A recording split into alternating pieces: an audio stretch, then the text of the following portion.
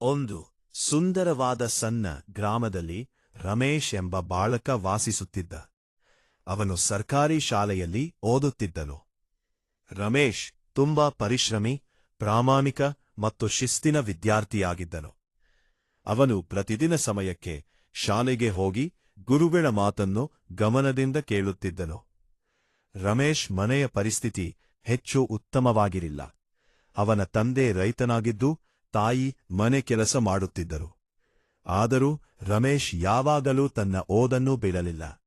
ರಾತ್ರಿ ಬೆಳಕು ಕಡಿಮೆ ಇದ್ದರೂ ದೀಪದ ಬೆಳಕಿನಲ್ಲಿ ಕುಳಿತು ಪಾಠಗಳನ್ನು ಓದುತ್ತಿದ್ದನು. ಒಂದು ದಿನ ಶಾಲೆಯಲ್ಲಿ ವಾರ್ಷಿಕ ಪರೀಕ್ಷೆ ನಡೆಯಿತು.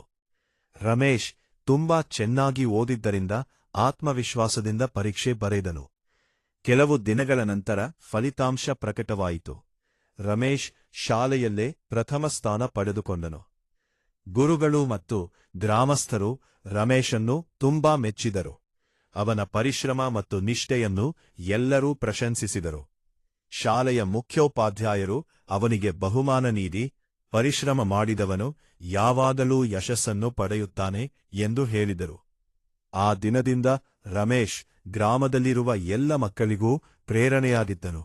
ಅವನ ಕಥೆ ಕೇಳಿ ಅನೇಕ ವಿದ್ಯಾರ್ಥಿಗಳು ಚೆನ್ನಾಗಿ ಓದಲು ಪ್ರಾರಂಭಿಸಿದರು. ಕಥೆಯ ಸಂದೇಶ: ಪರಿಶ್ರಮ, ಪ್ರಾಮಾಣಿಕತೆ ಮತ್ತು ಶಿಸ್ತಿನಿಂದ ಓದಿದರೆ ಯಶಸ್ಸು ಖಚಿತ.